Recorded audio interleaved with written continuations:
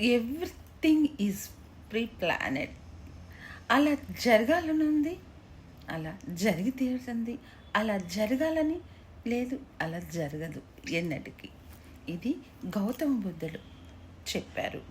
జరిగేది ఎప్పుడైనా జరుగుతుంది, జరగనిది ఎన్నటికీ జరగదు. ఇది రమణ మహర్షి చెప్పారు. మనకి మనం ఇక్కడికి వచ్చే ముందే మొత్తం ప్రీ ప్లానెడ్, మొత్తం ప్లానింగ్ అయిపోయింది. మనం ఇప్పుడు జరుగుతున్నదంతా ఒక మూవీకి వెళ్తే ఒక మూవీ ఎలా చూస్తూ ఉంటాం అలా మనం చూస్తూ ఉండాలి అంతే. ఏమి మనము చేసినా అది జరగదు.